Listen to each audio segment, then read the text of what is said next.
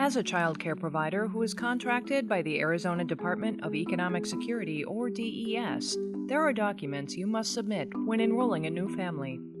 In this video, we will discuss the AzCCATS billing form. AzCCATS stands for the Arizona Child Care Automated Tracking System. It is the mechanism where DES child care providers are paid for their services. DES mails the AzCCATS generated billing form to your facility on the second to last working day of the month. As a provider, you are required to submit complete and accurate billing claims each month for payment. At the top of the form, you will find the following: the mailing address to return your verified billing form, your provider ID assigned to you by DES, and most importantly, the date the billing form was printed. The middle section contains information that pertains to the child for whom you are providing care. The information here should mirror the information on the verbal notice of eligibility and the certificate of authorization you most recently received from DES.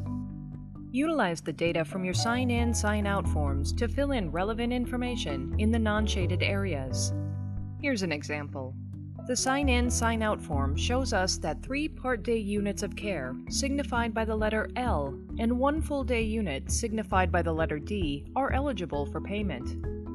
It also shows 1 part-day of a paid absence. It's confirmed by the Certificate of Authorization form that Jimmy Doe is authorized for childcare from November 25th to November 30th. You can now transfer this information into the AzCCATS billing form you received in the mail.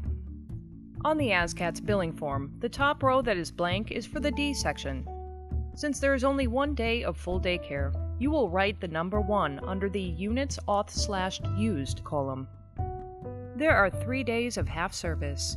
You would write the number 3 in the next row in the Units Auth/Used column. You should also indicate under the name of client any paid absences in a non-shaded area. Pay close attention to the start date and end date sections. These identifiers are critical when verifying your billing form. If a child is authorized for 23 full days of care and uses all 23, make sure you enter the number 23 in the Units Auth/Use column. If done incorrectly, you will not receive payment, nor will you be able to bill for these days after you submit the billing form. In the case of split authorizations, here's what needs to be identified on the billing form. Service dates are split on the corresponding column in your DES billing document. The child's name will be listed 4 times. 2 of the line items will be full day or D authorizations, and 2 will be half day or L authorizations.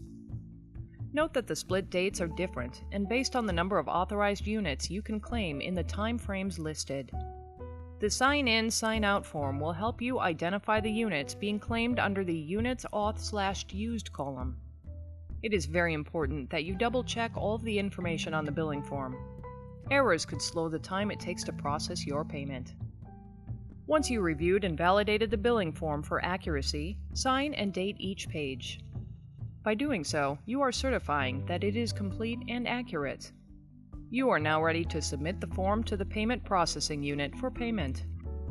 We can't stress enough the need for this form to be submitted correctly. DES has 21 days to issue payment upon receipt of a properly completed AzCCATS billing document. If this form is filled out inaccurately, it could delay the processing of that payment. Finally, as stated in the Provider Registration Agreement, DES will not pay you for either original or supplemental billing claims received by DES more than 180 days after the report date pre-printed on the billing form. This means that any billing form that arrives at the DES Payment Processing Unit or PPU after 180 days will not be eligible for payment.